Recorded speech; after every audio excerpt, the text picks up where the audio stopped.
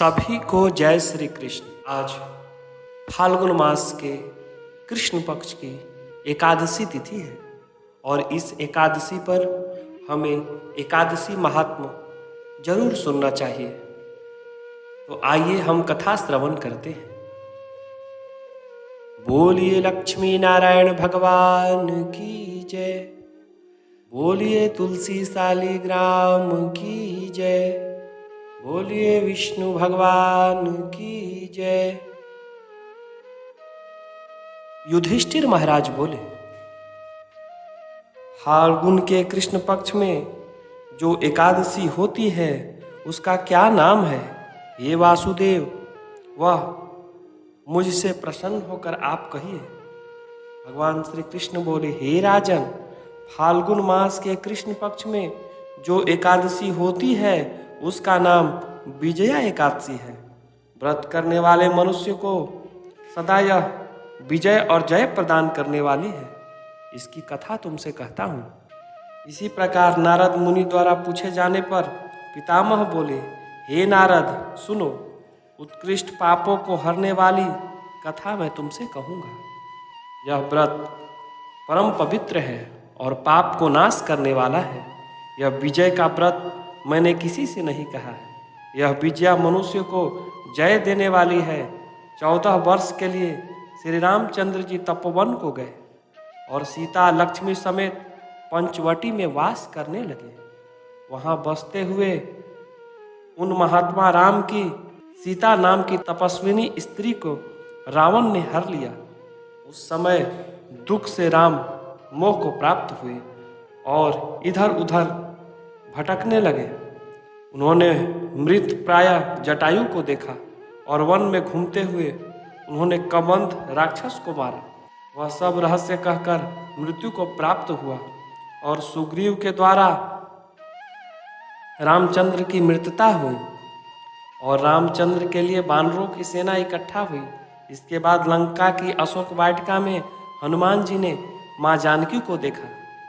श्री रामचंद्र जी का अंगूठी सीता जी को दिया। फिर वापस आकर रामचंद्र जी से वहाँ का सारा वृत्तांत कह सुनाया। राम जी की हनुमान जी के वचन सुनकर सुग्रीव की सम्मति के साथ यात्रा को चले। वानर जिनको प्यारे हैं ऐसे श्री रामचंद्र जी वानरों सहित समुद्र के किनारे आकर उसे कठिनाई से पार जाने योग्य देख विस्मित हो गए और फिर उत्फुल्लित नेत्र होकर लक्ष्मण से बोले, हे सौमित्र, कौन सा पुण्य करके यह समुद्र उतरा जा सकता है? यह अगाध समुद्र जल से पूर्ण है और भयानक जल जीवों से भरा हुआ है। कोई उपाय दिखाई नहीं देता है जिससे यह सुख से पार उतरने योग्य हो जाए।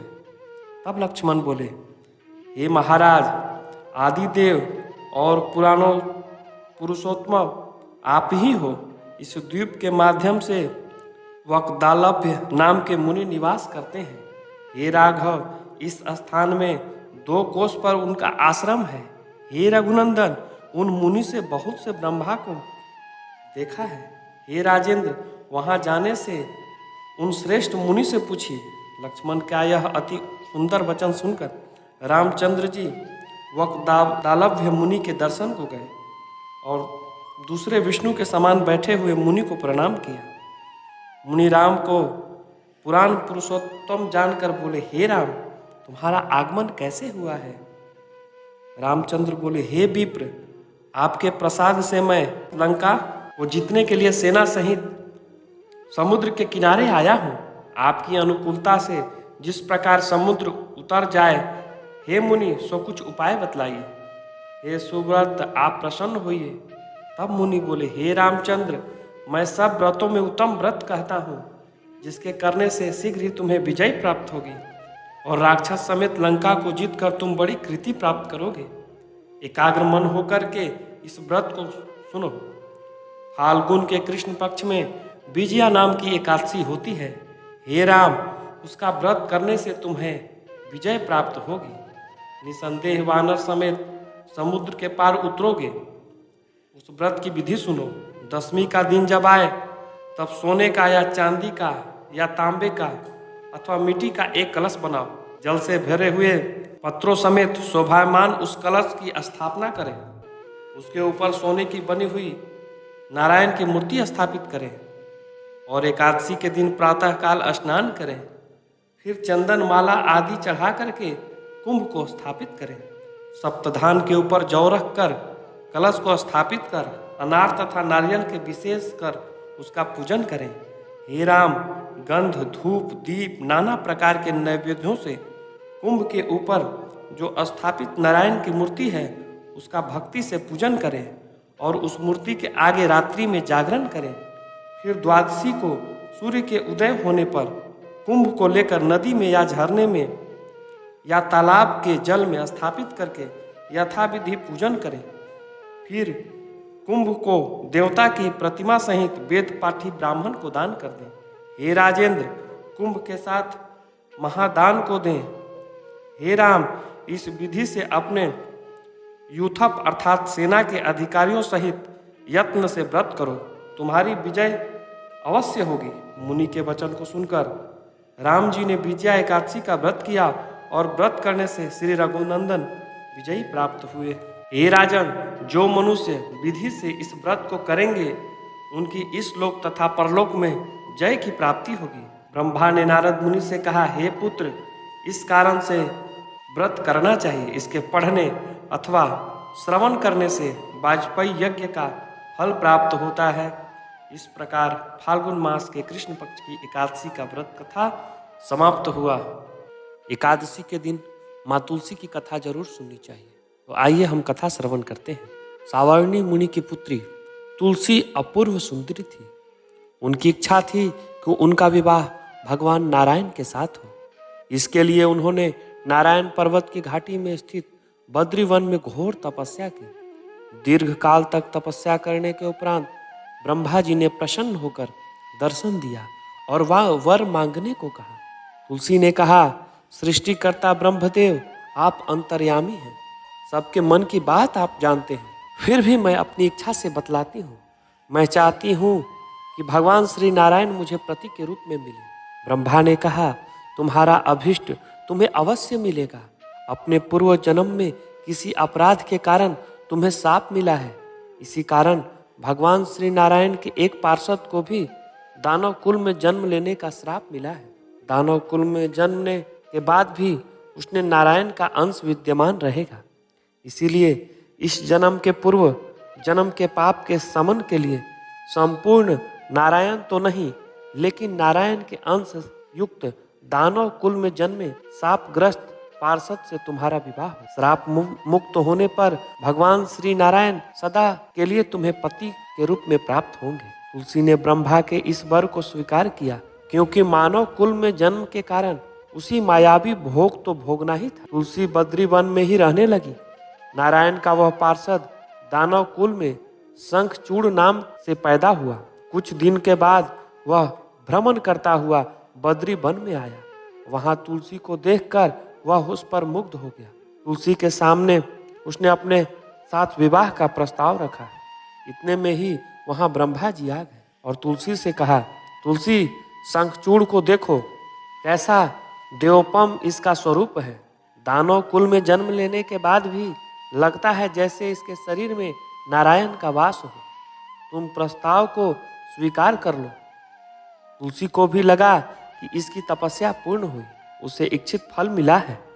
शंखचूड़ के साथ उसका गांधर्व विवाह हो गया और वह शंखचूड़ के साथ उसके महल में पत्नी बनकर आ गई। शंखचूड़ ने अपनी परम सुंदरता सती साध्वी पत्नी तुलसी के साथ बहुत दिनों तक राज्य किया। उसने अपने राज्य का इतना विस्तार किया कि देवलोक तक उसने अधिकार में कर लिया। स्वर्ग का सुख भोगने वाले देवताओं की दशा भिखारियों जैसी हो गई। शंखचूड़ किसी को कष्ट नहीं देता था, पर अधिकार और राज्य छीन जाने के कारण सारे देवता मिलकर ब्रह्मा, विष्णु, शिव की सभा में गए तथा अपनी विपत्ति सुनाई। ब्रह्मा जी ने कहा, तुलसी परम साध्वी है, उसका विवाह शंखचूड़ से मैंने ही कराया था। शंखचूड़ को तब तक नहीं हराया जा सकता है जब तक तुलसी को न छला जाए। विष्णु ने कहा, शंखचूड़ पूर्व जन्म में मेरे श्राप के कारण उसे दैत्य कुल में जन्म लेना पड़ा। इस जन्म में भी मेरा अंश उसमें व्याप्त है। साथ ही तुलसी के पतिव्रत धर्म से वह अजय है। फिर देवताओं की सहमति से भगवान शिव ने शंखचूड़ के पास संदेश भेजा, या तो वह देवताओं का राज लौटा दे या फिर उनसे युद्ध करे। शंखचूड़ शंकर के पास पहुंचा और उसने कहा, हे देवादि देव, आपके लिए देवताओं का पक्ष लेना उचित नहीं है। राज्य बढ़ाना हर राजा का कर्तव्य है। मैं किसी को दुखी नहीं कर रहा हूँ। देवताओं से कहिए कि वे मेरी प्रजा होकर रहें। मैंने आपका भी कोई अपमान नहीं किया है। हमारा आपका युद्ध शोभा नहीं देगा। अगर आप हार गए तो बड़ी लज्जा की बात होगी। मैं हार गया तो आपकी कीर्ति बहुत अधिक नहीं बढ़ेगी। भगवान शंकर हंसे। वो तो सब रहस्य समझते थे। तुलसी और शंखचूड़ के पूर्व जन्म के शाप की अवधि लगभग पूरी हो चुकी थी। बोले, इसमें कीर्ति और लज्जा की बात नहीं है। तुम देवताओं को राज्य लौटाकर उन्हें उनके पद पर प्रतिष्ठित होने दो। युद्ध से बचने का एक यही उपाय है। शंखचूड़ ने कहा, मैंने युद्ध के बल से देवलोक जीता है। कोई उसे युद्ध के द्वारा ही वापस ले सकता है। यह मेरा अंतिम उत्तर है। मैं जा रहा हूँ। ऐसा कहकर शंखचूड़ चला गया। उसने अपनी पत्नी तुलसी को सारी बातें बताई और कहा, कर्म भोग सब काल सूत्र में बंधा है। जीवन में हर्ष शोक भय सुख दुख मंगल अमंगल काल के अधीन है। हम तो केवल निमित्त हैं। संभव है भगवान शिव देवों का पक्ष लेकर मुझसे युद्ध करें। तुम चिंता मत करना।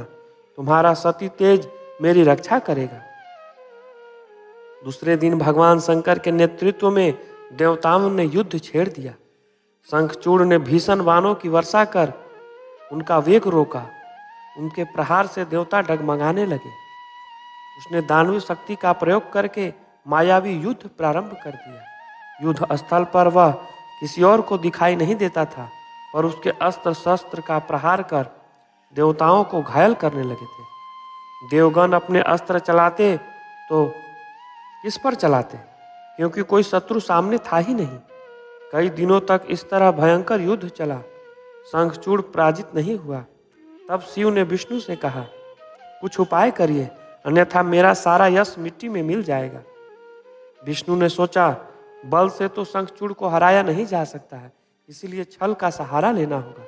उन्होंने तुरंत अपना स्वरूप शंखचूड़ जैसा बनाया और अस्त्र शस्त्र से सज्जित होकर तुलसी के पास गए और बोले, प्रिय, मैं युद्ध जीत गया। सारे देवता भगवान शंकर समेत हार गए। इस खुशी में आओ, तुम्हें मैं अंग से लगा लूं। पति को प्रत्यक्ष खड़ा देखकर तथा विजय का समाचार सुनकर वह दौड़कर मायावी शंखचूड़ के गले से लिपट गए। इस प्रकार पति पत्नी दोनों ने आलिंगन में खूब खुशी मनाई। पर पुरुष के साथ इस प्रकार से व्यवहार से उसका सतीत्व तेज नष्ट हो गया। उसका सती तेज जो शंखचूड़ की कवच के रूप में रक्षा कर रहा था, वह कवच नष्ट हो गया। शंखचूड़ शक्तिहीन हो गया। यह जानते ही कि भगवान शंकर ने अपने त्रिशूल का प्रहार किया है। त्रिशूल को लगते ही शंखचूड़ जलकर भस्म हो गया। शंखचूड़ के मरने के बाद भगवान विष्णु ने अपने असली स्वरूप में आ गए और सामने अपने पति शंखचूड़ के स्थान पर भगवान विष्णु को खड़ा देखकर तुलसी बहुत ही विस्मित हुई। उसको पता लग गया कि स्वयं नारायण ने उसके साथ छल किया है। क्रोध में आकर उसने श्राप दिया, एक सती स्त्री का सतीत्व भंग करने के अपराध में तुम हृदयहीन पत्थर हो जाओगे। विष्णु के शाप को सिरोधार्य कर कहा, देवी, तुम्हारे तथा शंखचूड़ के कल्याण के लिए मुझे ऐसा करना पड़ा। तुम दोनों को श्राप मुक्त करना था। तुम भी अब शरीर त्याग कर तुलसी विरवा के रूप में जन्म लोगी और मेरी पूजा तुलसी दल से होगी। मैं शालिग्राम पत्थर बनूंगा। मेरे शीश पर तुम आदर से विराजमान रहोगे। तुम्हारा पति की हड्डियों के चूर्ण से शंख की उत्पत्ति होगी। उस शंख ध्वनि से देवता तथा मेरी पूजा आराधना होगी। जहाँ शंख ध्वनि होगी वहाँ मंगलमय मैं विराजमान रहूंगा। तुमने पूर्व जन्म में बद्री वन में मुझे पाने के लिए बड़ी तपस्या की थी। अब अगले जन्म में मैं नारायण प्रस्थ के रूप में बद्रीनाथ वन में स्थापित हो जाऊंगा। मेरी पूजा अर्चना फल फूल से ना होकर तुम्हारे तुलसी दल से होगी। मेरे शीश पर विराजमान होकर तुम मुझसे भी ऊंचा पद प्राप्त करोगी। इस कारण से शालिग्राम भगवान के ऊपर तुलसी सदा विराजमान रहती है। आइए अब हम एकादशी व्रत पर एक और कथा श्रवण करते हैं तुलसी माता का। इस कथा के सुनने से आपको एकादशी का पूर्ण फल प्राप्त होगा। एक परिवार में ननद और भाभी रहा करती थी। ननद अभी कुंवारी थी। वह तुलसी की बड़ी सेवा करती थी, पर भाभी को यह सब फूटी आंख नहीं सुहाता था। कभी कभी तो वह गुस्से में कहती थी कि जब तुम्हारा विवाह होगा तो मैं तुलसी ही खाने को दूंगी तथा तुलसी ही तेरे दहेज में भी दूंगी।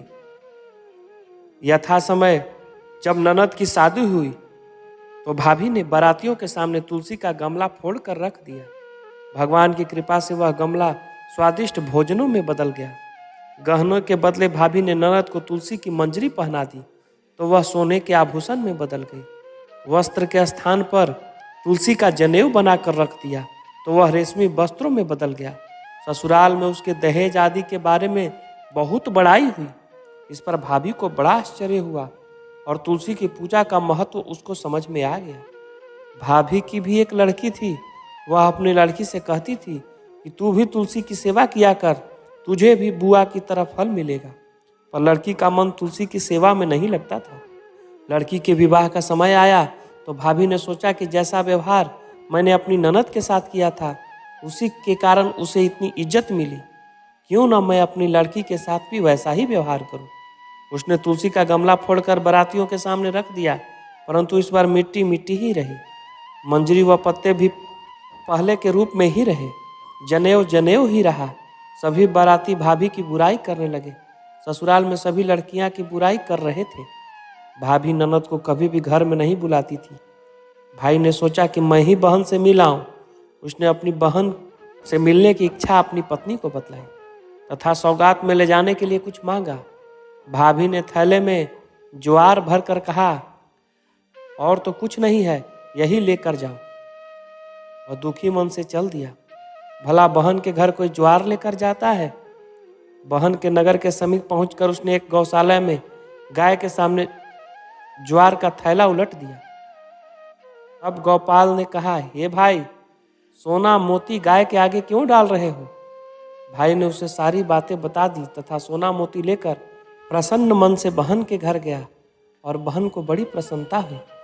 कथा की लोक श्रुति यह है कि तुलसी की सेवा से दाम्पत्य जीवन सुंदर और प्रगाढ़ होता है। इस कारण से इस तुलसी कथा को अवश्य सुनना और पढ़ना चाहिए। इस प्रकार एकादशी व्रत कथा समाप्त हुआ। मिलते हैं नेक्स्ट वीडियो में। तब तक के लिए जय श्री कृष्ण।